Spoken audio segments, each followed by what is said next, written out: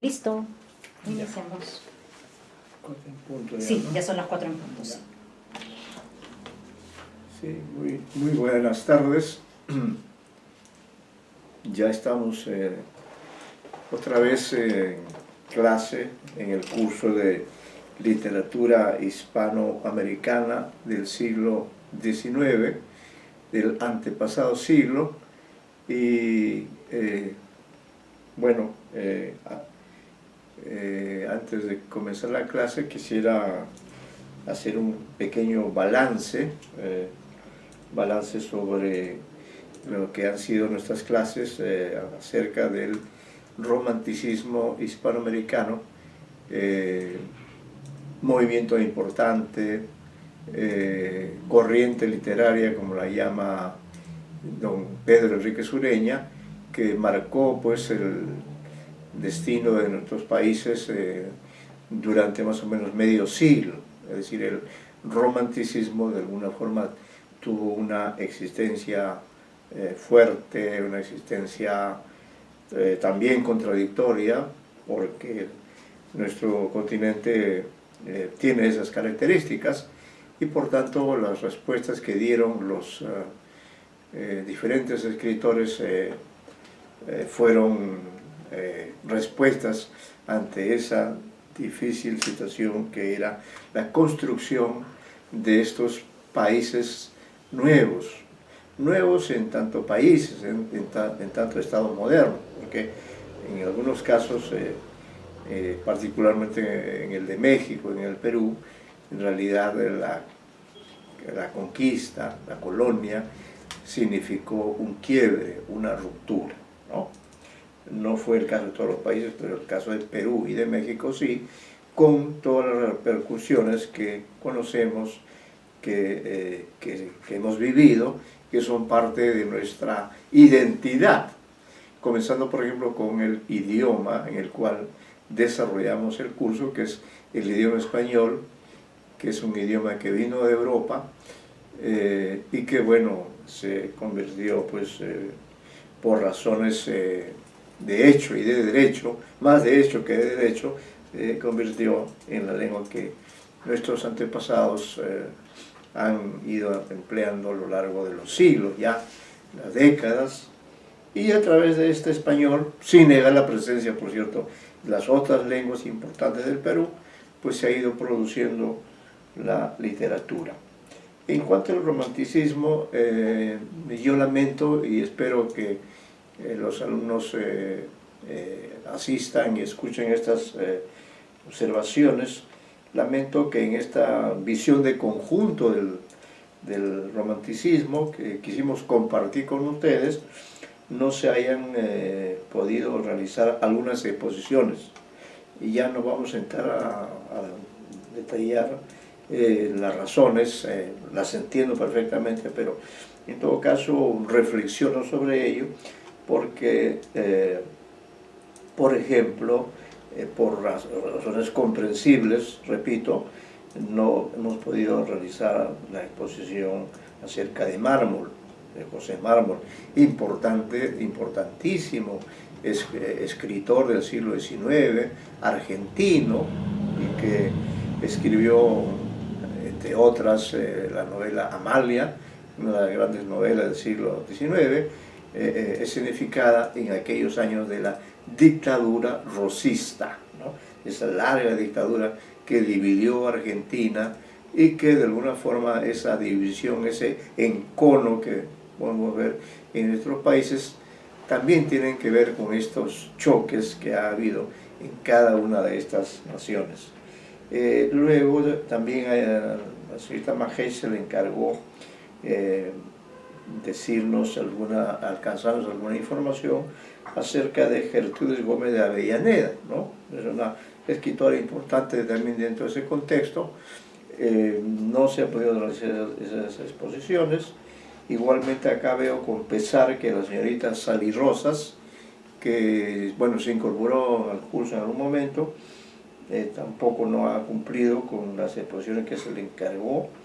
En el caso de ella son 3 autores que son todos importantes: Alberto Blesgana, un autor chileno, los grandes novelistas, escritores, de Domingo Faustino Sarmiento, caray, uno de los más representativos del romanticismo hispanoamericano, y que además, en el caso particular de Domingo Faustino Sarmiento, pues destaca por esa gran obra que se llama Facundo, Civilización o Barbarie, y también porque de todo el grupo de los románticos argentinos, que eran varios, y todos ellos intelectuales, muy destacados y muy preocupados, muy esforzados, no solamente por la producción literaria, sino también por la construcción del país. En esa línea, Domingo Faustino Sarmiento encarna, diría yo particularmente, al romántico al 100%, ¿no? Romántico en lo literario, por su producción valiosa, especialmente por esa obra emblemática que plantea también el reto de cuál es el género dentro del cual debemos ubicar a la famosa obra Facundo, que trata el tema sin duda de la dictadura, ¿no? Pero trata también el problema de la dualidad, la división interna que existe en un gran país como es Argentina. En ese sentido, creo que podría leerse pues, esencialmente como una suerte de obra política, polémica, ideológica, basada en la figura de un caudillo, de un hombre fuerte como fue Facundo Quiroga, muy parecido al dictador Juan Manuel Rosas. Entonces Domingo Faustino Sarmiento dio su testimonio a través de una obra abierta, heterogénea, amplia, y lamentamos que tampoco no se haya podido informar acerca de este autor. Y también Zorrilla de San Martín, que es el único escritor uruguayo, este conjunto que escribió la obra Tabaré. Lamentamos que estas exposiciones no se hayan cumplido, y además informamos o recordamos a los que participan en la clase de hoy que ya nosotros habíamos entrado desde algunas clases anteriores, habíamos entrado ya a trabajar con el modernismo, ¿no? Con el modernismo hispanoamericano, que es el último movimiento importante en el desarrollo de esta centuria, y que diríamos comienza, como ya hemos indicado en su momento, comienza aproximadamente hacia 1880, el modernismo hispanoamericano, y en sus proyecciones literarias y de otro tipo, incluso se proyecta más allá del siglo XIX, ¿no? Hasta llegar, según dicen los estudiosos, hasta llegar aproximadamente hasta el año 2014, que es el año en que comienza la Primera Guerra Europea, denominada Guerra Mundial, ¿no? Que fue otro conflicto que también ciertamente tuvo consecuencias, influyó en lo literario, en lo político, en lo bélico, influyó también en nuestro continente. Sin embargo, entre 1880 y estas primeras décadas del siglo XX, aparece pues en el panorama de nuestro continente tan diverso, tan amplio, tan heterogéneo, aparece este movimiento literario que creo que a 200 años de su eclosión sí requiere una reflexión, requiere una valoración justa, podríamos decir así, considerando que la literatura es un discurso social importante, es una expresión artística que se plasma en el instrumento de comunicación por excelencia, que es el lenguaje, pero que no es el lenguaje muy corriente únicamente, sino que es una suerte de lengua segunda, ¿no? Es decir, una especie de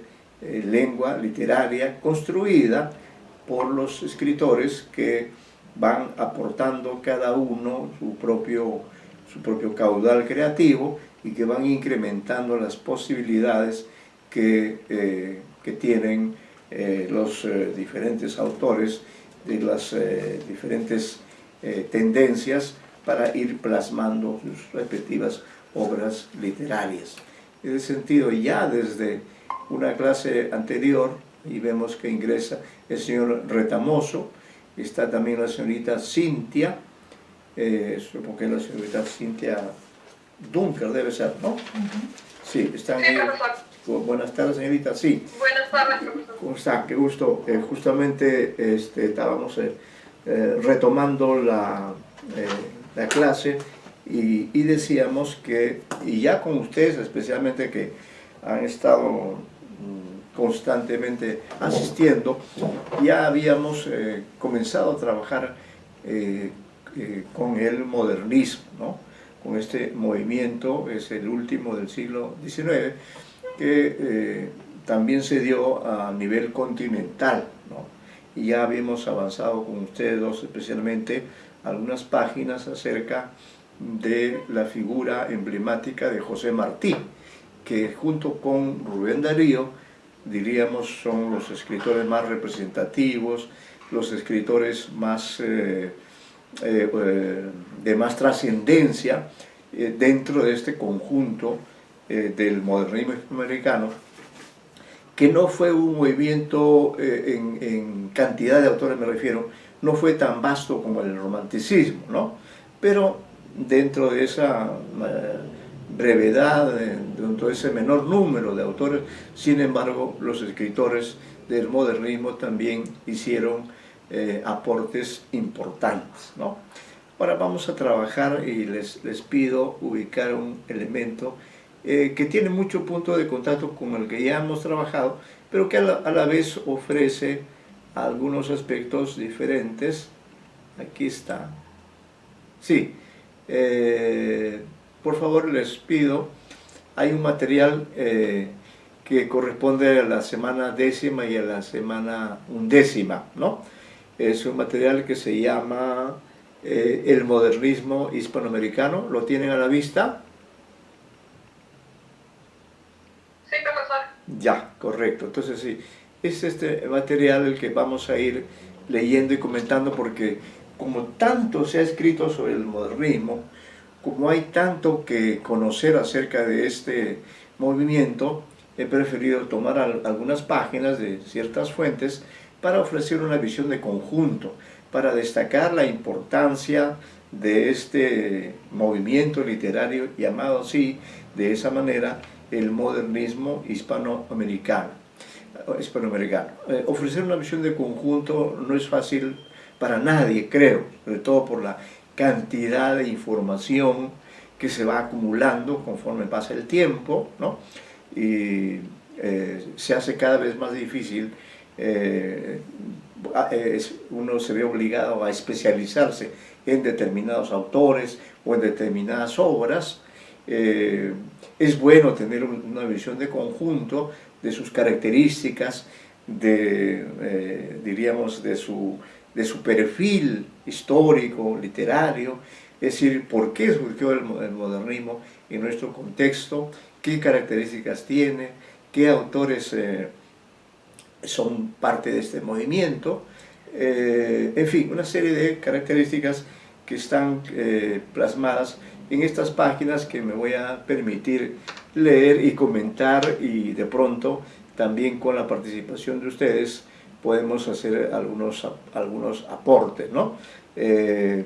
La idea es darles esta información de manera sistemática y luego también leer algunos textos que de una u otra forma nos lleven a un contacto directo con lo más importante, que es en este caso las obras que están dentro de este movimiento. Bueno, con el propósito entonces de ofrecer una visión de conjunto, porque va a ser un material que ustedes lo tienen allí y podrá servirles, podrán releerlo, abro entonces esta sesión dedicada, con ustedes ya es una suerte de reinauguración, porque yo pensé precisamente en este material porque hay ha habido hasta 3 alumnos que no han venido últimamente, incluso ellos tenían pendientes de exposiciones, pues hemos tenido que reestructurar de alguna manera el orden de los materiales y por eso a ustedes que han estado constantes en sus trabajos, les subrayo este detalle, ¿no? Que este material que estamos leyendo tiene algunos puntos de contacto con el otro material que también está ahí, por cierto, los dos se suman, ¿no? Pero en este, de alguna forma, se explica con un cierto detalle un poco cómo surge este movimiento, ¿no? Entonces dice, hasta 1880 aproximadamente, ¿no? Estamos hablando del siglo XIX, los movimientos literarios que se suceden en Hispanoamérica son un fiel reflejo de los que fueron apareciendo en España y más aún en toda Europa, ¿no? Barroco, neoclasicismo. El modernismo, en cambio, es el primer movimiento que nace en América Latina y que con el tiempo ha de influir en autores españoles, ¿no? Esta es la tesis principal que se maneja respecto al modernismo, que fue el primer movimiento que nació propiamente en nuestro continente y que más bien, en vez de recibir influencia española, más bien dio influencia a la literatura española. Eso lo reconocieron los propios escritores españoles, por ejemplo, Unamuno, Juan Ramón Jiménez, es decir, grandes autores que reconocieron, por ejemplo, en Rubén Darío al maestro de todos ellos.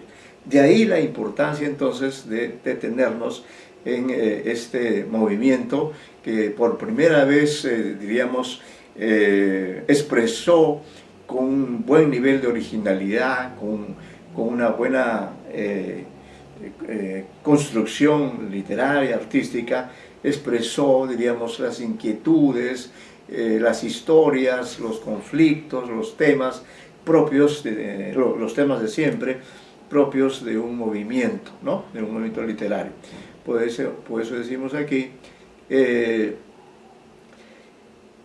modernismo es el primer movimiento que nace en América Latina que con el tiempo ha de influir en autores españoles. Entre 1880 y 1890, o sea, en el lapso de una década, surgen 6 escritores americanos que comienzan su vida literaria sin comunicarse unos con otros, ¿no? Pero descubren trayectorias concurrentes que los llevarán a soluciones semejantes. Tenían un estado común que expresar. Como eran de países diferentes y alejados entre sí, esa situación debía ser general. Entonces diríamos históricamente, ¿a qué corresponde el modernismo? ¿A qué etapa? ¿A qué nivel del desarrollo de nuestro continente expresa el modernismo hispanoamericano, ¿no? Eso es lo que se explica en estos ítems que están allí. El primero de ellos dice el subtítulo, un nuevo estilo de vida, la Belle Époque, ¿no? Entonces, antes de ingresar a leer el párrafo correspondiente, les debo decir pues que efectivamente el modernismo, como su propio nombre lo sugiere, de alguna forma significa la aproximación de nuestros escritores ya no a la literatura española con la que siempre habíamos tenido relaciones de dependencia, sino supone más bien una variación, supone un rumbo diferente, tomar distancia con respecto a España y abrirse, por ejemplo, a la literatura francesa, ¿no? Entonces, en ese sentido, también la influencia francesa no solamente se dio en lo literario, sino también se dio hasta en lo arquitectónico, es decir, las capitales hispanoamericanas, y voy a incluir el caso de Lima, ¿no? Las capitales hispanoamericanas trataron de asemejarse a París, nada menos, ¿no? Parece una cosa un poco descabellada, pero así fue. París se convirtió en la ciudad más importante, más admirada del mundo occidental, por lo menos, ¿no? Y entonces nuestros países se acercaron cultural, literariamente, arquitectónicamente, en el plano del arte, a esta época también de predominio, de desarrollo de la Francia, y en especial de París, y intentaron una suerte de imitación de lo francés, y a eso se le llama la Belle Époque. Algunas pruebas muy concretas en el caso particular de Lima. Ustedes que conocen sin duda Lima, porque viven en ella, aunque Lima es muy grande y muy diversa, pero por ejemplo ciertos lugares de nuestra ciudad trataron de hacerse, trataron de construirse a semejanza de las construcciones de París. Ejemplos al canto, aunque claro, por el factor del tiempo, los ejemplos ya no suenan muy convincentes, pero así fue en su momento. Me refiero, por ejemplo, a la Plaza 2 de Mayo. Señor Retamoso, ¿usted conoce la Plaza 2 de Mayo de Lima? Sí, profesor, sí. ¿Qué nos puede usted ilustrar, ya que usted es una persona muy informada?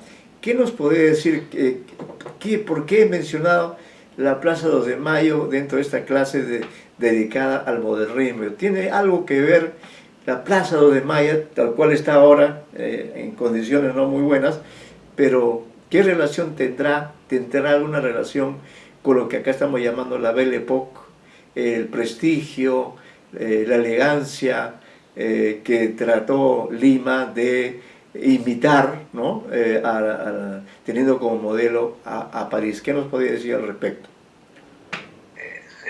Sí, profesor, estábamos comprobando justo con algunas fotografías antiguas y algunos textos que también hemos leído hace tiempo de la arquitectura francesa, que esta Plaza 2 de Mayo tiene bastantes salidas, imitando a una plaza francesa parecida, no me acuerdo el nombre, pero imitando la arquitectura por bastantes avenidas. Tiene digamos, una división muy geométrica, sí, donde se ven salidas por todos lados, y la plazuela de arquitectura es tipo, digamos, clásica, ¿no? Arquitectura con un techado especial, con una caída de agua arriba, semejando a construcciones francesas. Así es. Los balcones, las construcciones, inclusive hay una que está quemado, que salió un incendio. Ahí justamente, ahí se puede apreciar, antes de la quemadura, se puede ver la arquitectura de esos balcones, de esa caída, de esas ventanas. Es todo tipo, estilo colonial arquitectónico francés. Las salidas para todas las avenidas, tiene una salida, tremenda salida para ubicar, prácticamente yo calculo como 5 o 6 salidas para las avenidas, pequeñas avenidas. Sí, eso, pues. Eso es un modelo tipo francés, esa cosa. Así es, sí, muy acertado su comentario. Ahí tenemos en nuestra propia ciudad, aunque realmente en condiciones muy lamentables, ¿no? Porque aquí no hemos sabido cuidar nuestras riquezas arquitectónicas. Entonces, como usted bien ha recordado, y ahí está el testimonio en las fotografías, en los libros de la época, esa Plaza 2 de Mayo, yo viví muy cerca ahí ya hace varias décadas y tenía todavía una cierta prestancia, pero como usted bien dice, esa Plaza 2 de Mayo, que es la Plaza de los Trabajadores, llamada posteriormente, ¿no? Está construida a la manera de las plazas francesas, a la manera de las plazas parisinas, porque era la época, era el predominio, el ejemplo de París orientaba a ciudades del otro lado del océano, los orientaba para tratar de seguir ese mismo modelo, para embellecer de alguna manera a nuestra ciudad. Sí, señorita, justamente le escucho. Incluso hasta donde tengo entendido, hay como una estatua de mármol en el centro, sí. Y hasta donde tenía entendido eso se mandó a traer desde Francia. Y los arquitectos de esta plaza tenían también apellidos franceses, no sé si eran franco-peruanos o franceses, pero creo que era Guillaume y Cugnot, tenían apellidos franceses, y la estatua de mármol se mandó a traer desde Francia. Claro, entonces se ve toda esta influencia, ¿no?, de la que se da. La fuerte influencia, ¿no? Y esa influencia, señorita Cintia, también se da, por ejemplo, en en el caso de la Plaza Bolognesi, que estoy seguro que usted ha pasado más de una vez, ¿no? No sé en qué parte de Lima vive usted, pero usted sí conoce la Plaza Bolognesi, ¿correcto? Sí, sí, de Claro. verdad, sí, sí, sí. Y esa plaza también está, incluso me da la impresión que se conserva un poco mejor que la Plaza 2 de Mayo, que está pues muy averiada, ¿no? Porque además por su ubicación, esta plaza ha tenido esa desventaja de ser muy concurrida, de ser además escenario sobre todo de acontecimientos políticos, mítines en las campañas políticas o expresiones de protesta contra el régimen, etc. Ha sido una plaza de mucha actividad política, tanto así que en esa plaza 2 de Mayo quedaba el local de la Confederación General de Trabajadores, que era una institución respetable, ¿no? Que agrupa a los trabajadores. Bueno, pero la Plaza Bolognesi también, ¿no? ¿Usted estaría de acuerdo en que, o podría destacar algunos aspectos de la Plaza Bolognesi y al mismo tiempo de lo que se llama el Paseo Colón, que incluso llega hasta el inicio de la Vía Expresa, ¿no? Porque ahí tiene el hermoso Mali, el Museo de Lima, tiene usted una serie de construcciones, de edificios muy hermosos a la manera parisina, pero claro, con las décadas que han transcurrido y el descuido, la falta de mantenimiento y además con el fenómeno migratorio, todas esas hermosas construcciones que intentaban imitar al París del siglo XIX, pues todas esas construcciones se han deteriorado y hoy ofrecen una imagen más que lamentable, ¿no? ¿Coincide usted con este punto de vista, señorita Cintia? Sí, profesor, de hecho, yo no vivía cerca de la Plaza de Mayo, pero pasaba por ahí muy seguido porque, bueno, yo estudié un tiempo en Villarreal. Ah, en Villarreal, claro. El local quedaba muy cerca, yo me iba caminando todos los días, bordeaba la plaza, entonces a la Plaza del Mayo la recuerdo muy bien, también el sindicato que se menciona. Sí, sí. Y sí, siempre hay muchas manifestaciones, o sea, yo me enteraba de cómo estaba, más que por leer el periódico, por mirar a la plaza, porque ya sabía si es que de repente el sector de construcción está de huelga, el sector de agrícola, me enteraba de todo, era como un periódico vivo, la plaza era muy interesante. Y en cuanto al Paseo Colón, el Mali, de hecho sí, se nota la influencia francesa también en los jardines. En los jardines, claro. La estética era muy importante en ese tiempo. Claro. Para resaltar la belleza, se venía después de una época de convulsión, de guerra. Así es. Entonces, de pronto, ese era como un testimonio de esa época. Reivindicación de la ¿no? alegría después de todo ese tiempo de convulsión. La estética era muy importante en ese tiempo, sí, no solo en cuanto a los jardines, sino en cuanto al mismo arreglo personal, ¿no? Así es. El arreglo de las mujeres, de los caballeros, el vestirse, el vestir, sí. Muchos aspectos. Y yo veo eso en los jardines del Mali, en las divisiones que están como escalonadas, claro. en los niveles, en todo, el resaltar el color, los colores claros, el blanco, el marfil. Sí, pues al frente también creo que hay sí, es una zona muy bonita y es una pena que no se haya cuidado, diríamos, ese patrimonio arquitectónico, ¿no? Testimonio de una época de relativo esplendor, porque es la época también en que, por ejemplo, la fotografía se vuelve importante, ¿no? Y vienen algunos personajes franceses, ponen sus estudios fotográficos en nada menos que en el Jirón de la Unión, porque este esplendor, diríamos, llega hasta el siglo XX, ¿no? Y entonces allí también se instalan pues muchos personajes, como usted señalaba, de procedencia francesa, que incursionan en diferentes actividades, pero como bien señala la señorita Cintia, estas actividades o estas construcciones tienen mucho que ver con el concepto de lo estético.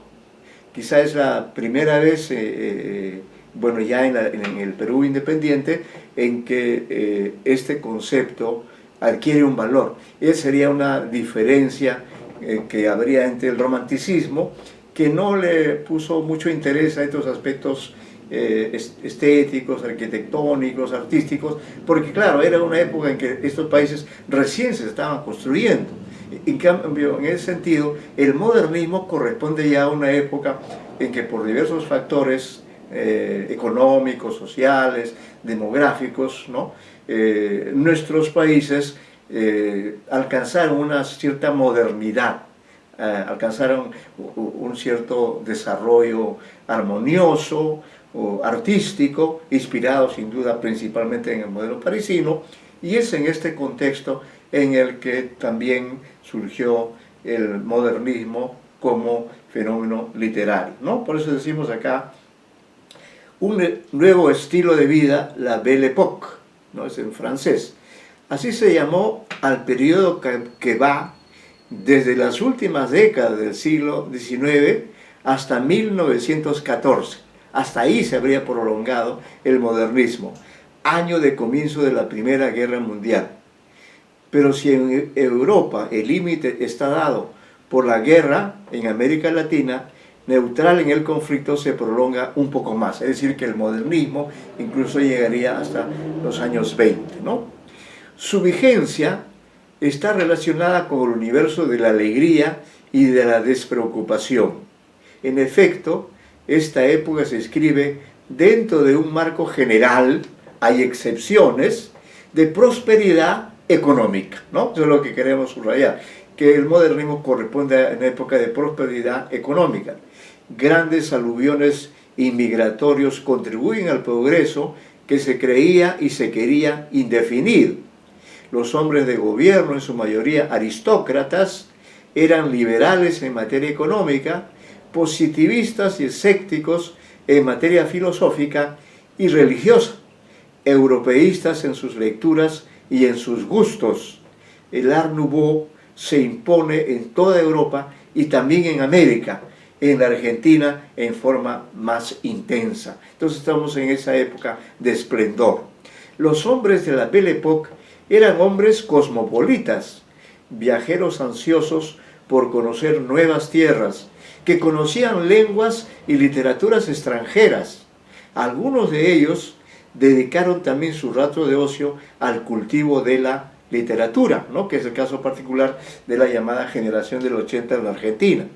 Pero siempre se trataba de una actividad secundaria con respecto a la función pública que los absorbía. Así que estos escritores también eran políticos, también eran intelectuales. Los escritores modernistas, en cambio, fueron todos puros escritores, salvo Martí. Esa excepción es importante, salvo Martí. Consideraban a la literatura como un menester que tiene su fin en sí mismo, no como un medio o instrumento. Entonces le dieron mayor importancia a la actividad artística. Esta minoría vio al arte gravemente amenazado por el contexto de las ideas de la época, por la ciencia, desde el evolucionismo y por las filosofías materialistas. Así lo declaraba Rubén Darío en el manifiesto de la Revista de América en 1894. Es lo que dice Darío, y se citan unas palabras de él: luchar porque prevalezca el amor a la divina belleza, tan combatido hoy por invasoras tendencias utilitarias, ¿no? Entonces eso es lo que subraya el modernismo como movimiento literario. Seguimos, el segundo ítem dice: una nueva actitud estética, el modernismo.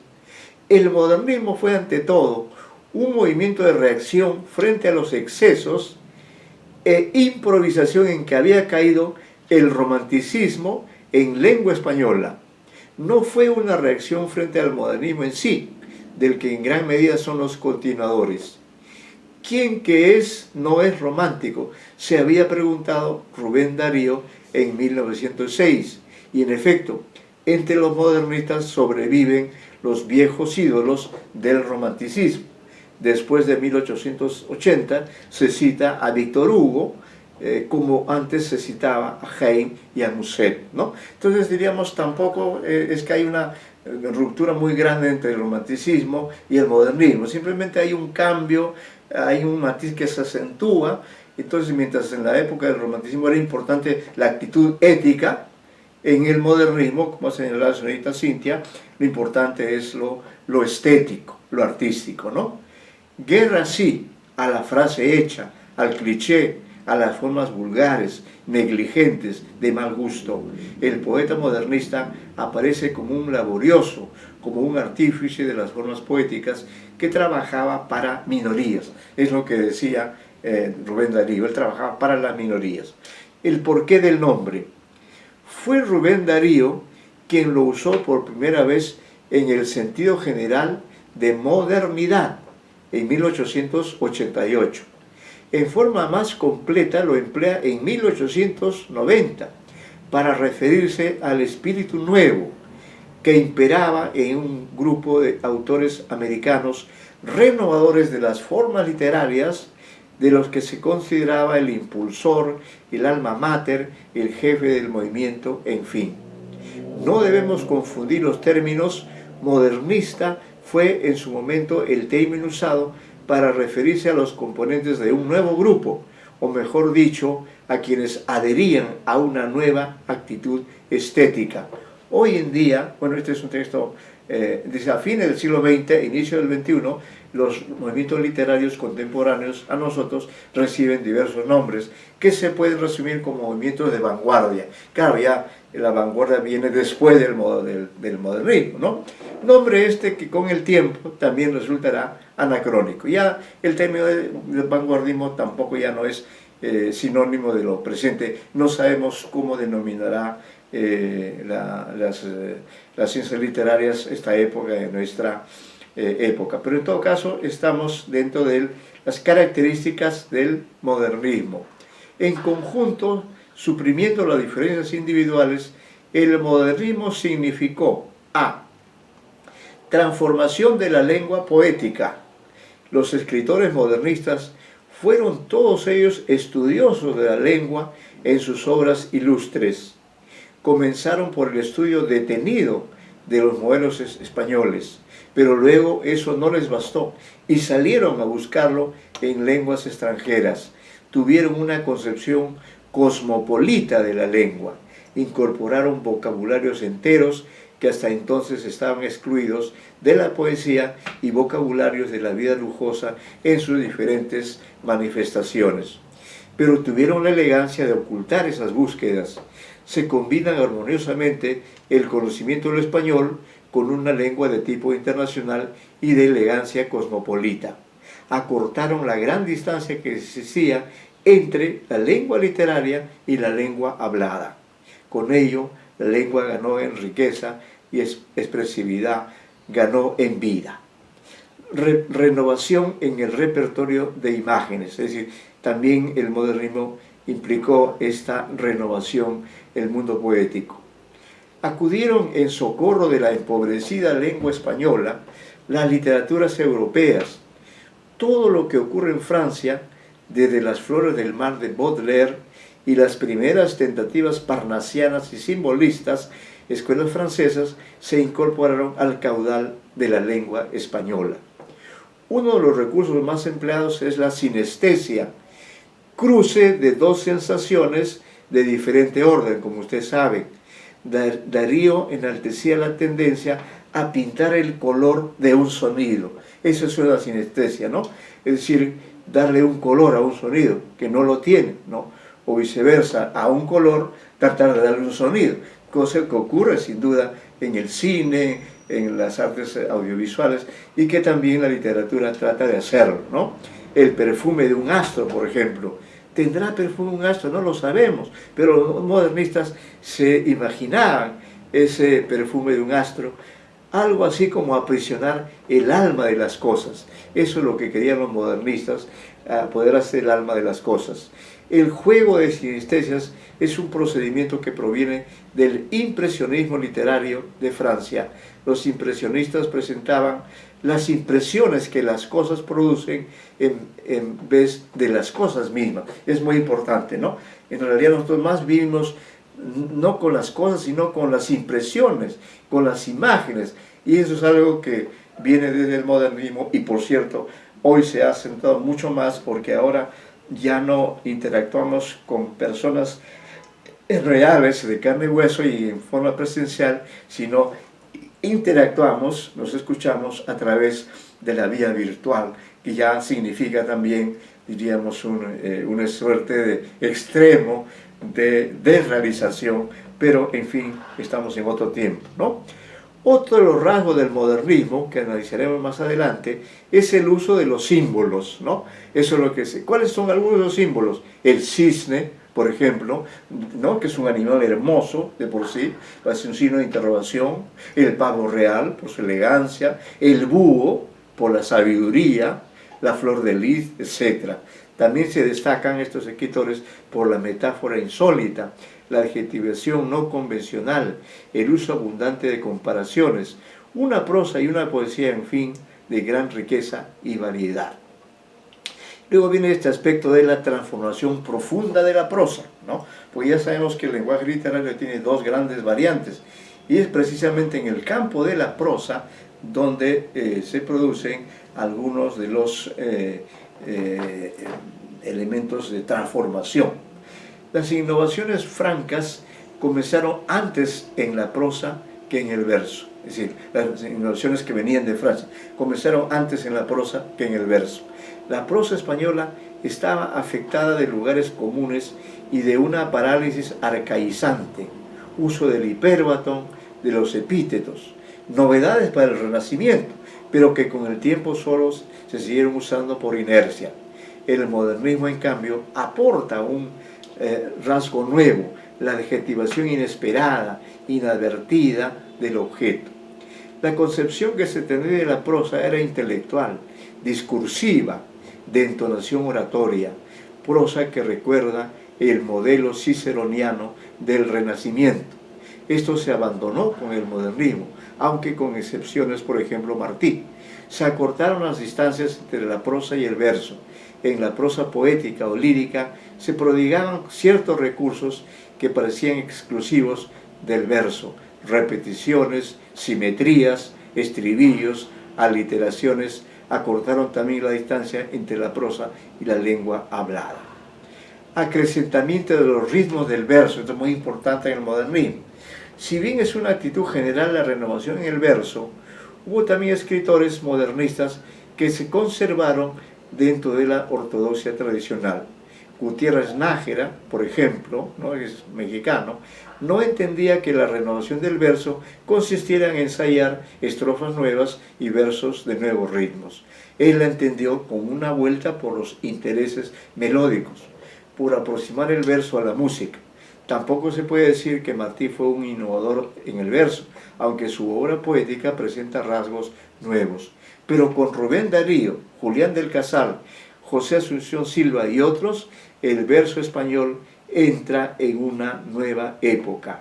El ideal de los modernistas no fue cosa de aficionados, sino que estudiaron el verso español y algunos nos han dejado tratados de versificación. Entre ellos, por ejemplo, debemos recordar ahora la figura de Manuel González Prada, ¿no? Un escritor que es contemporáneo de estos modernistas, sin embargo, y escribía muchísimo, y fue uno de los grandes innovadores en el campo del verso. Pero Manuel González Prada, curiosamente, tenía más interés por sus ensayos, tenía más interés por los temas ideológicos, y no tanto por la innovación en el verso, en la cual él fue un gran innovador, experimentó todas las formas posibles, pero toda esta riqueza, toda esta innovación en el verso, él no la publicó en sus libros. No era, curiosamente, no era dado a publicar, ¿no? Publicar poesía. Fue su esposa y su hijo quienes publicaron su primer poemario en los primeros años del siglo XX, calculen ustedes. Entonces, toda esa producción que él desarrolló paralelamente a la de sus contemporáneos del modernismo, lamentablemente se ha publicado, pero ya en el siglo XX, ¿no? cuando un autor como que fue el rector de San Marcos, Luis Alberto Sánchez, por ejemplo, él publicó la obra completa de Manuel González Prada en varios tomos, ¿no? Posteriormente también el doctor Ricardo Silva Santisteban ha publicado la obra de González Prada en varios tomos, ¿no? Pero, digamos, en ese momento González Prada se mantuvo en una actitud más bien de mayor interés por los temas ideológicos, por los temas periodísticos, pero no tanto por la poesía modernista como la que estaban realizando casi en esa misma época o Rubén Darío, o José Martí, o José Asunción Silva, ¿no? Bien, ese es el caso particular, por eso decimos aquí, González Prada no es conocido lo suficiente en su condición de renovador y de miembro del modernismo. La tardía publicación de sus obras impidió una mejor valoración de su aporte. El verso se renovó por diversos procedimientos, ¿no? Todo esto lo vamos a ver luego con ejemplos, ciertamente cuando podamos revisar algunos poemas o textos del modernismo.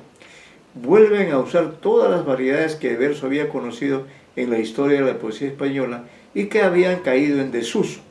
Desde luego que el endecasílabo y el octosílabo, ¿no? Ese es el de 11 y de 8 sílabas, fueron los más usados entre los modernistas, como siempre, pero cobraron importancia versos que antes se utilizaban raramente. Por ejemplo, los alejandrinos, que son típicamente franceses, ¿no? Es el verso de 14 sílabas. Entonces los modernistas volvieron a utilizar los alejandrinos, los dodecasílabos y los eneasílabos, es decir, los versos de 9 sílabas. Los modernistas se encontraron con versos muy ricos en acentos y que se habían convertido en versos monótonos, acentuados siempre en los mismos lugares. Los modernistas devolvieron la polimetría a esos versos, utilizaron ejemplos de literaturas extranjeras y ensayaron nuevos sistemas. Algunos abandonaron la versificación regular, siguiendo caminos diferentes. Adoptaron la versificación por unidades rítmicas, puramente acentual, por ejemplo, la marcha triunfal de Rubén Darío o Nocturno de José Asunción Silva, ¿no? Y aquí citamos unos versos de Rubén Darío: ya viene el cortejo, ya viene el cortejo, ya se oye en los claros clarines Rubén Darío. O otra expresión de José Asunción Silva: una noche toda llena de murmullos, de perfumes y de músicas de alas. Entonces, el interés por el estético está pues en todo ello, ¿no? Estos versos no se cuentan por sílabas, sino por unidades rítmicas. Ensayaron el sistema cuantitativo, hexámetros. Los hexámetros vienen de la literatura griega. Bueno, los modernistas volvieron también a usar expresiones poéticas de los tiempos clásicos, ¿no? Hexámetros y pentámetros de la poesía clásica greco-romana. Por ejemplo, el poema de Darío, Salutación del Optimista, está escrita en hexámetros. Ínclita, razas ubérrimas, sangre de Hispania fecunda, ¿no? Sí, también ese corresponde a un momento en la evolución literaria de Rubén Darío. Volvieron a usar la versificación fluctuante del siglo XIII, por ejemplo, el poema El mío Cid, ¿no? Que se conforma con la equivalencia aproximada de las cláusulas. Ejemplo, Rubén Darío, Encanto a la Argentina. Vamos entrando entonces ahora ya a la parte de las etapas del modernismo. ¿Quién es quién entre los escritores modernistas? Para movernos con mayor comodidad entre los muchos componentes que tuvo el modernismo y para ser fieles también a dos modalidades diferentes, hablaremos de dos etapas.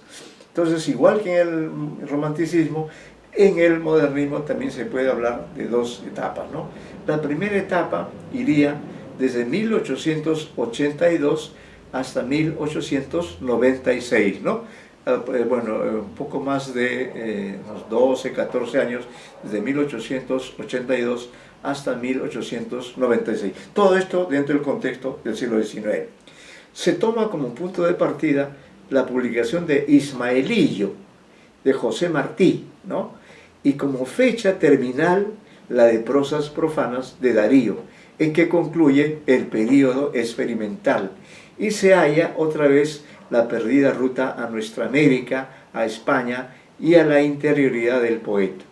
Silva, Casal, Martí y Gutiérrez Nájera mueren entre 1893 y 1896, mueren jóvenes, ¿no? Corresponden a la primera etapa. Se le llama también la etapa cosmopolita, exotista, en la que los escritores se acercan a la literatura francesa y a literaturas más lejanas, por ejemplo, la de Japón. Efectivamente, en la época del modernismo también se dio este acercamiento a la China, al Japón, a la cultura árabe, etc., ¿no? Veamos ahora la segunda etapa. La segunda etapa iría de 1896 hasta 1910, aunque ya hemos dicho que esto se podía extender un poco, pero en principio, estrictamente hablando, esta segunda etapa también no es muy extensa en el tiempo. A la muerte de los poetas mencionados en el párrafo anterior, Darío se constituye en la cabeza indiscutible del modernismo. Se une con otro segundo grupo en la Argentina, donde vive entre 1893 y 1898. Otras figuras importantes de este momento son Lugones, argentino, es un autor importante en el 19 y también en el 20, ¿no? Jaimes Freire es boliviano, Herrera y Reise es uruguayo, ¿no? Santos Chocano, José Santos Chocano sin duda, peruano, Urbina y González Martínez, mexicano. Entonces el modernismo, diríamos, desde el punto de vista de su evolución, habría pasado por estas dos etapas. La primera, la etapa cosmopolita, experimental, con una mayor presencia de lo estético, de lo artístico, con una concepción muy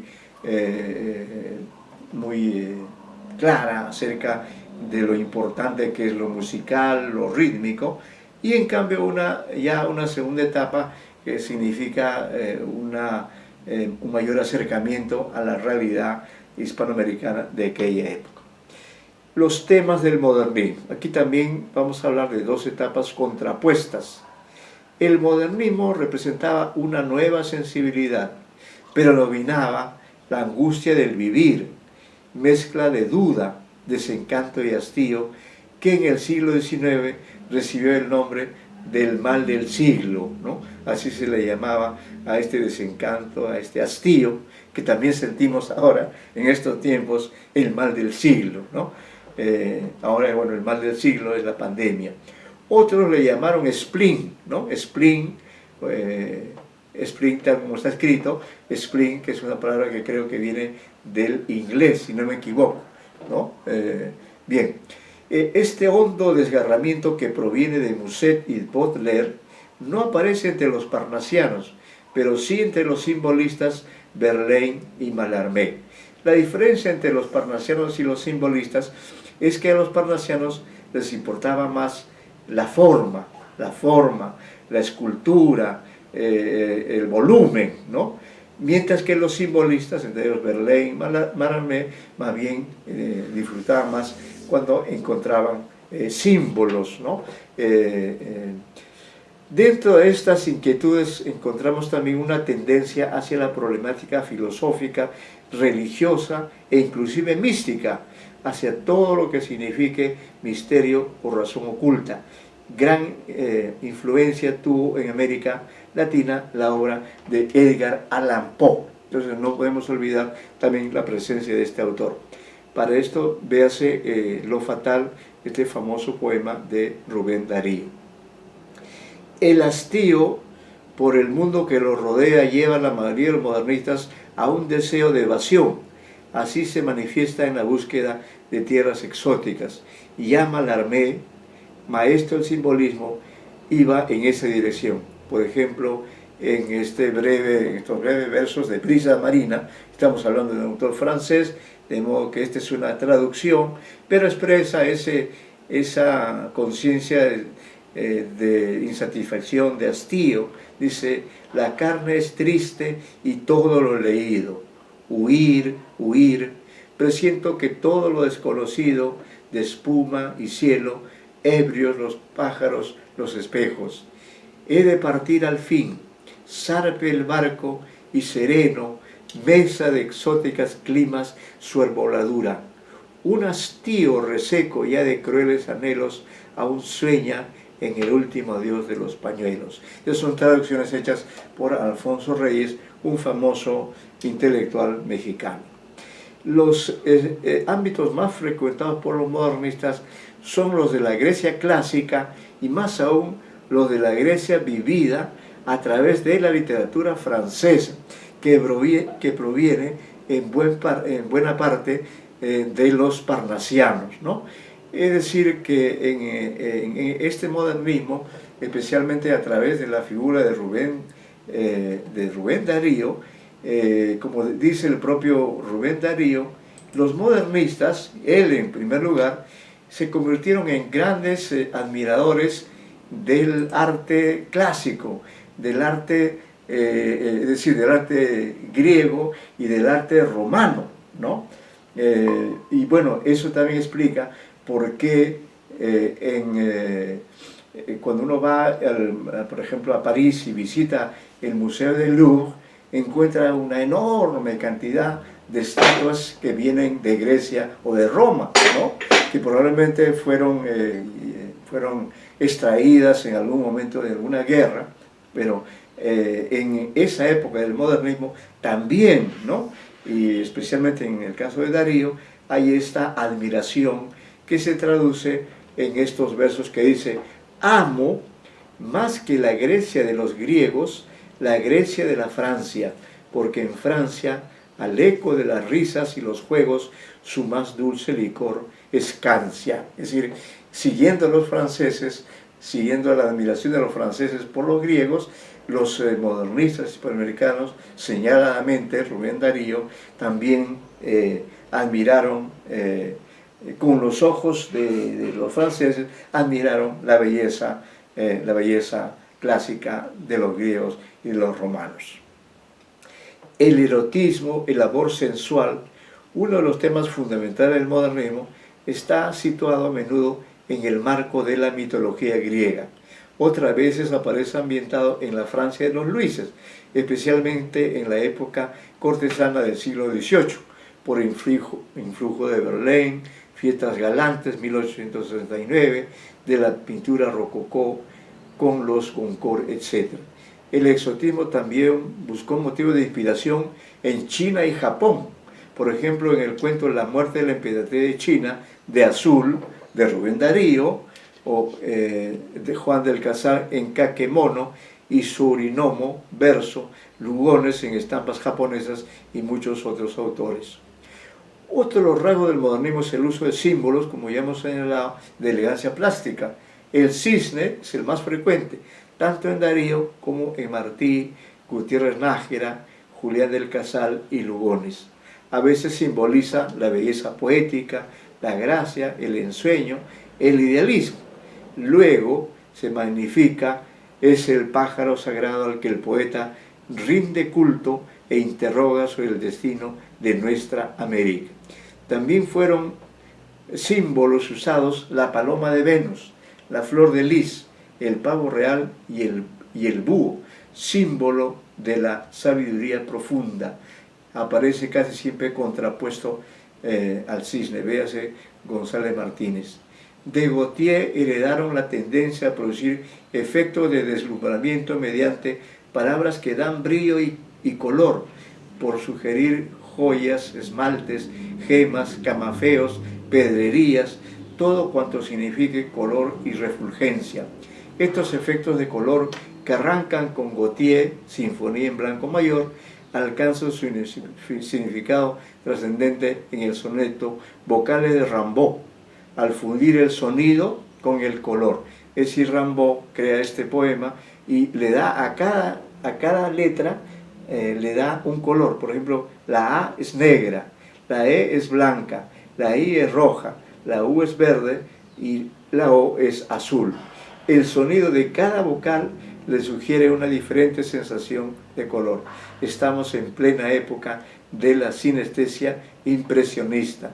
No es la cosa lo que importa, sino la impresión que produce. Dentro del modernismo, los efectos del color aparecen primero en Gutiérrez Nájera, del libro Azul, de 1888 en realidad, de Blanco, 1888, y luego en Darío, que adopta el título de Azul para su libro, y en la Sinfonía en Gris Mayor, 1893, donde logra con el gris algo semejante a lo que Gautier con el blanco. De los rasgos y temas que hemos ido nombrando, resultó, como es lógico, una poesía y una prosa de tipo ornamental, preciosista y en algunos casos superficial, pero el exotismo y la evocación de las épocas lejanas de otros pueblos fueron suplantados poco a poco por los temas americanos, ya referidos a las culturas precolombinas o al momento político que estaban viviendo. Martí, Darío, Lugones. Junto a estos temas de mayor compromiso se da una profundización que los lleva a buscar en el dolor, en el misterio del más allá, en la vida y en la muerte. Resumiendo, dentro del modernismo pueden apreciarse dos etapas, como ya hemos dicho. En la primera época, el culto preciosista de la forma, que culminará en amaneramiento, símbolos elegantes, cisne, pavo real, exotismo, evocación de civilizaciones olvidadas, erotismo, malabarismos con colores y piedras preciosas. En la segunda etapa se realiza un proceso impreso. El lirismo alcanza manifestaciones profundas ante el misterio de la vida y de la muerte, pero prevalece el ansia de lograr una expresión genuinamente americana. Algunos poetas, José Martí, Rubén Darío, entre otros, toman conciencia de que nuestro continente, desde México hasta el sur, con excepción de Brasil, es una realidad que debe interpretarse y fortalecerse y adoptar una actitud de solidaridad ante los enemigos cercanos, los Estados Unidos de Norteamérica y lejanos eventualmente, España, que en 1866 intentó reconquistarnos y recién dejó libre a Cuba en 1898, ¿no? Cabe agregar la particular influencia que ejerció en la prosa del modernismo la obra de Charles Baudelaire. Ese peculiar influjo se percibe en sus sonetos correspondencias, pese a estar escrito en prosa. Y de otro lado, el valor de la musicalidad en la poesía es un aporte de Paul Verlaine, como puede apreciarse en los versos de su arte poética. Reproducimos algunas estrofas, pero es necesario leerlo completamente, ¿no? Arte poética, dice, este es un poema muy emblemático, ¿no? Un poema que fue como una especie de arte poética, no solamente para Verlaine, sino para los modernistas. Dice, la música antes que todo sea, y el impar vago para ello busca, el impar libre por el espacio, sin que le manche cosa ninguna. No es necesario que tus palabras con minuciosa propiedad luzcan, son aún más gratos los versos grises que a lo indeciso lo exacto juntan. Bueno, para reforzar o repetir esta parte de las etapas, dice, ¿quién es quién entre los escritores modernistas? Tenemos acá esta información. Para ubicarnos con mayor comodidad entre los muchos componentes que tuvo el modernismo y para ser fieles también a dos modelos diferentes, hablaremos de dos etapas, ¿no? Bueno, ya señalamos la primera etapa, que se da entre 1882 y 1896, que es el punto de partida de Ismaelillo, y digamos el término de esta primera etapa preciosista, cosmopolita, muy centrada en lo estético, se da con el libro Prosas profanas de Rubén Darío, de 1896, casi al terminar el siglo XIX, ¿no? Y luego ya la segunda etapa, esta sí implica el término del siglo XIX e inicio del siglo XX. Y en esta segunda etapa, sin duda, la figura más destacada es la de Darío, que tuvo una relación muy cercana con Argentina, especialmente, pasó varios años ahí. La vida de Darío en realidad sería motivo de un comentario particular porque fue una vida bastante dura, ¿no? Y debo señalar, por ejemplo, que nada menos que Mario Vargas Llosa, estoy hablando de la lejana década de los años 50, 1958, ¿no? Esa es la fecha, 1958. Más o menos en esa época, Mario Vargas Llosa hace su tesis de bachiller en San Marcos, porque él, como ustedes, también siguió literatura en San Marcos, ¿no? Ahora, lo curioso es que Vargas Llosa es un hombre muy identificado con la narrativa, ¿no? Especialmente brillante en la novela, pero también en el cuento y también en el ensayo, ¿no? Ahora, lo curioso, lo que llama la atención es que el tema de esa tesis de Mario Vargas Llosa, que está editada, ¿no? Está impresa, porque usualmente las tesis, o en muchos casos no se imprimen, pero en este caso, dada, digamos, la importancia del documento en sí, se ha hecho una edición nueva de esta tesis, y entonces ahí vemos que la preocupación, o digamos, cuál es la razón por la cual Mario Vargas Llosa dedicó su tesis de bachiller, que es la única que obtuvo en San Marcos, porque el doctorado ya fue en Madrid. ¿Qué lo llevó a él a acercarse, a identificarse con Rubén Darío? Probablemente el que tanto Rubén Darío como Mario Vargas Llosa, ambos, cada uno en su época, en su tiempo, en su momento, en sus circunstancias, cada uno de ellos no tuvo una buena relación con sus padres, ¿no? El caso de Darío es muy dramático. Su padre abandonó a la mamá de Rubén Darío, posteriormente la propia madre también creo que lo abandonó. Eso hizo que finalmente don Félix Rubén García Sarmiento transformara ese nombre que era su nombre civil, lo transformara simplemente en Rubén Darío, ¿no? Para destacar su identidad y poner de lado, digamos, lo familiar, porque su vida familiar había sido bastante dura. Eso lo llevó a él a consumir, a un gran consumo del alcohol, y por eso es que murió relativamente joven de cirrosis, que es un mal que usualmente viene como consecuencia del exceso de alcohol. Esa fue la vida dura que tuvo Rubén Darío. Pero, como hemos dicho, quizá los mejores años de Rubén Darío fueron los que pasó en Argentina, donde alcanzó un gran reconocimiento, se convirtió en una figura importantísima, publicaba en los principales diarios de Buenos Aires, que ya eran en esa época una ciudad cosmopolita, ¿no? Tenía nexos también en España también fue muy reconocido Rubén Darío, pero diríamos por esta vida tan intensa, por esta vida tan contradictoria, tan llena de baches, vamos a decirlo así, Rubén Darío pues murió, creo que a los 42 o los 44 años, es decir, en la plenitud de la vida, ¿no? Por las circunstancias difíciles que pasó, pero en el breve lapso de su existencia plasmó una obra literaria de gran relieve a nivel continental. Y respecto de él, entonces, también en su caso, su obra literaria coincide con las dos etapas del modernismo, ¿no? Por eso decimos acá también, hablamos de las dos etapas en la obra de Rubén Darío, que nace en 1867 y muere en 1916, ¿no? Una existencia bastante breve. Entonces, tomando en cuenta la brevedad de su vida, se puede distinguir como el modernismo, como el movimiento en su conjunto. En su caso particular y personal, también se puede hablar de dos etapas. Primero, la etapa experimental, que va de la publicación de Azul en Chile, en 1888, a Prosas Profanas, como hemos señalado, en 1896. Poesía y prosa, de búsquedas formales, exterior, amanerada en cierto sentido, y donde predominan el exotismo, el erotismo y lo ornamental.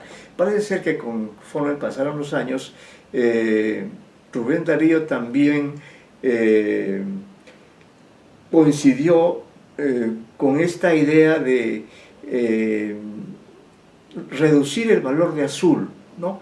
Tanto así que cuando en los años finales de su vida se le pidió que escogiera una selección de textos para hacer una antología, descartó los poemas y las prosas de Azul, ¿no? Que sin embargo lo identifica como iniciador, uno de los iniciadores del modernismo, pero parece ser que ya en su segunda etapa, lo ganó más su interés por lo nuestro, y por eso dejó de lado esta fuerte influencia de los franceses que se expresa de manera muy expresiva, tanto en su poesía como en su prosa. La segunda etapa va de la publicación de Cantos de Vida y Esperanza hasta su muerte en 1916. Aparecen aquí el tema patriótico, la interioridad del poeta, la inquietud filosófica, por ejemplo, lo fatal, los nocturnos, la preocupación por las raíces hispanas y el porvenir de América. El cisne decorativo de la primera etapa se vuelve un signo de admiración sobre el futuro incierto de América Latina, ¿no? Entonces, estas son las dos etapas, pues, que marcan la poesía de Rubén Darío, ¿no? Vamos a ver aquí.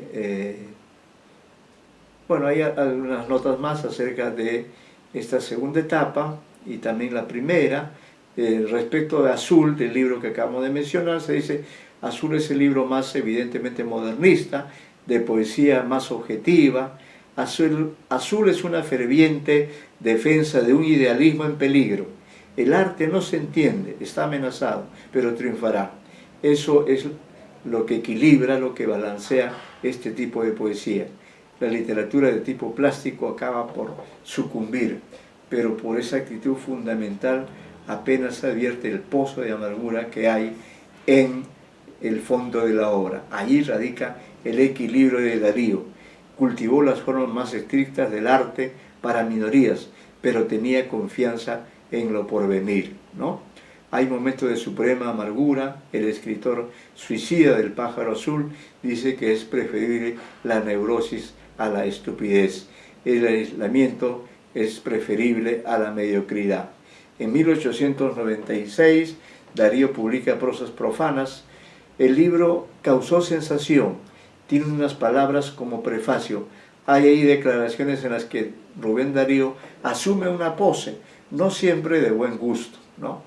Dice: Prosas Profanas destaca con preferencia ciertos aspectos del modernismo, sobre todo el del preciosismo, el del exotismo, el de la fantasía refinada, y esos aspectos engendraron en una legión de admiradores el amaneramiento y de la afectación. Allí se canta el amor errante y cosmopolita, esto es, en toda la región del planeta, en todos los idiomas. Por eso, en un admirable ensayo sobre prosas profanas, afirma de Darío: no es el poeta de América.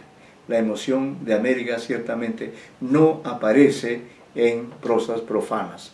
Pero a pesar de su rica labor de tipo exótico y libresco, Darío era también poeta de América, aunque acaso no el poeta de América, ¿no? Esta distinción es decir, es el poeta de América y poeta de América. Bueno, algunos críticos no le conceden este sitial, esta ubicación como el poeta de América, discuten esto, pero sin duda tienen que reconocer que sí, también es un poeta representativo del modernismo, ¿no? Tanto en su fase primera como en la segunda fase, donde Rubén Darío, por ejemplo, escribió este texto de Salutación del Optimismo, que es una especie de canto a lo hispánico, ¿no? O a lo hispanoamericano. Hoy día, bueno, en la próxima clase vamos a comentar un poco ese gran poema de Darío, pero me da la impresión que corresponde a una época que es muy distinta a la vida que estamos viviendo, ¿no? Ese poema, Salutación del Optimismo, que está escrito en versos clásicos, intenta, diríamos, transmitir un optimismo a nuestro continente. Pero nuestro continente es tan variado, es tan heterogéneo, tan diverso, que hoy mismo, en estos tiempos, no podemos sentir ahora la solidaridad de los demás países. En todo caso, cada uno de nuestros países está sumido en su problema número uno, que es el problema de la salud. Cada uno va por su camino y no hay pues esa unidad, esa unión que anhelaba Rubén Darío y que lo llevó a escribir esa salutación del optimismo, ¿no? Parece ser que América Latina es un continente muy complejo, donde lo hispánico, claro, tiene una presencia sobre todo por el idioma español, ¿no? Que es el idioma de nuestras literaturas, pero hay otra serie de componentes. Además, nuestras literaturas han sufrido la influencia de la literatura norteamericana. En el plano económico y social también somos países dependientes. Entonces todo ese optimismo que Rubén Darío idealizó en ese poema no encuentra pues una coherencia con los tiempos actuales que estamos viviendo, ¿no? Igualmente Rubén Darío escribió un poema dirigido a Roosevelt, ¿no? Que en ese momento, en aquellos años, era el presidente de Estados Unidos, que ya en esos momentos se insinuaba como la potencia a nivel mundial, ¿no? Entonces ese también es un poema famoso de Darío, y creo que también lo vamos a analizar en la próxima clase, porque hay varios elementos que rescatar. Sería de mal gusto, por ejemplo, que en este momento algún poeta nuestro, de los nuestros, le hiciera un poema a este expresidente que acaba de terminar su mandato, Trump, ¿no? Por todas las actitudes que ha tenido, por todo ese desprecio que tiene hacia lo hispanoamericano. Bueno, un autor que conocemos, en cierto sentido, le hizo una crítica a Trump, porque él, por ejemplo, siendo un hombre que también procede de otras latitudes, de otras culturas, sin embargo ha tenido una actitud cerrada ante la migración de los sureños, de los habitantes de los países de nuestro continente, que por razones de supervivencia se han visto obligados a hacer el camino de la migración, ¿no? Frente a eso, Trump tuvo siempre una actitud pues segregacionista, ¿no? Una actitud negativa. Entonces, en esas circunstancias pudo haber ocurrido, quizá sí, quizá un autor como Ernesto Cardenal, o más de uno, haya cuestionado pues este sobredimensionamiento que tiene la América del Norte, la América sajona, frente a nuestra fragmentada realidad hispanoamericana, que se expresa a través de estos poetas del modernismo, dentro de los cuales destacan dos especialmente, ¿no? Que son José Martí y Rubén Darío. Bueno, aquí nos vamos a quedar, porque a continuación viene, en este material que ustedes tienen a la vista, por caso voy a decir algunas palabras introductorias. Aquí ponemos en la página 8, ponemos textos emblemáticos de los dos modernistas más trascendentes. Ojo con esta nota. Dice, los dos modernistas más trascendentes fueron José Martí, 1853-1895, y Rubén Darío, 1867-1916. Son muy distintos entre sí, casi incomparables, pero ambos encarnan la riqueza, la diversidad de nuestras literaturas hispanoamericanas. Hasta en sus actitudes fueron muy diferentes. José Martí, pese a ser un hombre de acción, un político, un hombre que murió luchando por su patria, aún no liberada de Cuba, fue capaz de dedicarle un poemario a su hijo. El libro se llama Ismaelío y con este breve volumen se inicia el modernismo. Además, José Martí editó una revista para niños llamada La Edad de Oro, y ese gesto de generosidad es admirable. ¿Cómo hizo, decimos nosotros, un hombre de vida tan agitada y peligrosa para dedicar varios números a sus lectores pequeños?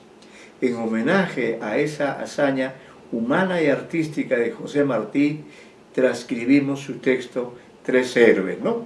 Pero vamos a quedarnos ahí, pero sí les pedimos que lean este texto de José Martí, que se refiere a tres héroes, ¿no? O quizás lo han leído, no sé si ya conocen este texto, ¿lo han leído antes?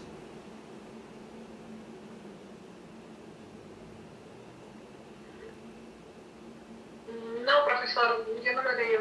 Ya, bueno, entonces es interesante porque ahí justamente José Martí, que es el único digamos que no solo tenía preocupaciones estéticas, ¿no?, sino también preocupaciones éticas. ¿Por qué? Porque su país era el único, ¿no?, que todavía no había alcanzado la independencia, imagínese usted, ¿no?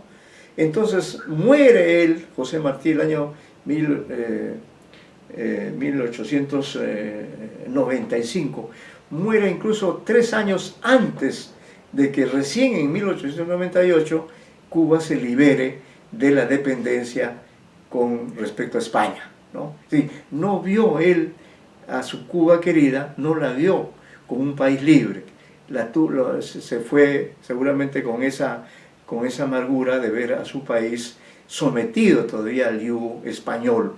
Y en esa lucha de 1898, donde Cuba se libera, ahí parece ser que interviene ya Estados Unidos, y bueno, ya la situación de Cuba siempre ha sido bastante compleja, pero José Martí se dio tiempo, fíjense ustedes, no sé de dónde sacó tiempo, pero dedicó varios números a los niños. La revista se llama así, La Edad de Oro, y ustedes pueden conseguir ediciones. He visto yo hace algunos años, he visto la edición completa de la Edad de Oro, realmente una obra admirable, ¿no? Que quizá en el Perú tenga un equivalente, diría yo, para mencionar ahora a Arturo Corcuera, por ejemplo, ¿no? Pero en esta revista, La Edad de Oro, ahí incluye José Martí este texto que ustedes van a leer y sobre el cual comentaremos en la próxima clase algunos aspectos de estos dos poetas más importantes, más emblemáticos, que son José Martí como un autor polifacético y que como un autor que se relaciona con la generación libertadora, porque él también murió luchando por su patria. Mientras que los otros poetas modernistas, claro, vivían en países que ya eran independientes, entonces no tuvieron esa responsabilidad que en cambio tuvo Martí de luchar hasta el final y de morir incluso antes de ver libre a su patria. Bueno, son circunstancias particulares de los escritores, de los seres humanos. Como decía el filósofo español José Ortega y Gasset, yo soy yo y mi circunstancia, ¿no? Es decir, cada generación tiene su propia circunstancia. Los modernistas tuvieron una circunstancia también difícil, compleja, de relativo progreso material, pero detrás de este progreso material al cual nos hemos referido en los minutos iniciales, luego han venido etapas de crisis, y en este momento, al inicio ya de la tercera década del siglo XXI, pasamos por un momento especialmente crítico. Creo que una forma en todo caso, de tener un lazo de solidaridad o inyectarnos algo de optimismo es, por ejemplo, leer textos como este de José Martí, que realmente es admirable porque nos cuenta una historia. No quiero yo leerlo ahora, sino quiero que ustedes pasen por la experiencia de saber a qué héroe se está refiriendo José Martí en este hermoso texto que muestra pues la gran calidad que tiene, no solamente como poeta, que le dedica poemas a su hijo, ¿no?, sino que también tiene grandes calidades como prosista, ¿no? La prueba es que este texto de la Edad de Oro demuestra con mucha claridad las grandes dotes artísticas, las grandes dotes para la evocación histórica que tiene José Martí, a quien debemos admirar por esa constancia que tuvo, por esa vida en varios frentes, y que no le impidió dejarnos una obra que ahora nos sirve de referencia de aquella época, ¿no?, tan complicada como la época del siglo XXI, en que pensábamos celebrar por todo lo alto el bicentenario de la independencia, pero con estas circunstancias yo creo que ese bicentenario más bien será motivo de volver a nuestros autores del pasado para encontrar en sus obras el optimismo, el conocimiento, la sabiduría que creo que necesitamos todos los peruanos en este momento, no solamente las personas mayores como yo, sino también los jóvenes como ustedes, porque todos estamos unidos en esta lucha, y por eso hemos compartido estas informaciones acerca de estos autores del movimiento del modernismo hispanoamericano, ¿no? Ahí tienen ustedes estos materiales. También hay otro material donde hay textos de Rubén Darío, entonces, de José Martí, además de Tres Héroes, que está en prosa. Los otros son textos en verso, de manera que en la próxima clase estaremos revisando estos textos y también, diríamos, explicando cuál va a ser el sistema de evaluación en las próximas semanas. Lamento, como dije al principio, creo que esto fue antes que ustedes llegaran, lamento que no se haya podido pues, completar ciertos temas del curso por la inasistencia de varios alumnos. Hoy día, por ejemplo, solo han estado presentes la señorita Cintia Dunker y el señor Retamoso, ambos han cumplido plenamente. La señorita Garriazo también está presente, pero llegó tarde. Garriazo, bueno, ella también ha cumplido, si no lo dije, lo digo ahora, ella también cumplió. Es las dos ausencias significativas han sido la de la señorita Mahesh, que ella sí nos explicó, nos escribió varias veces sobre el problema de salud por el que confrontaba uno de sus familiares más cercanos, pero en el caso de la señorita Sari Rosas, a quien asignamos también temas importantes, lamentablemente no se ha comunicado con nosotros. Vamos a ver de qué modo salvamos estos temas que no se trabajaron con alguna información complementaria. Bueno, entonces aquí nos quedamos y nos vemos la próxima semana. Les agradezco por su atención deferente, les agradezco por su empeño, por aprender, por conocer la literatura de este siglo XIX. Bueno, espero que tengan un buen fin de semana y que sigamos trabajando en la próxima con el mismo entusiasmo e interés. Muy buenas tardes a todos ustedes. Muchas gracias. Buenas tardes, profesor. Buenas tardes a todos. Buenas tardes, muy amables. Entonces han estado 3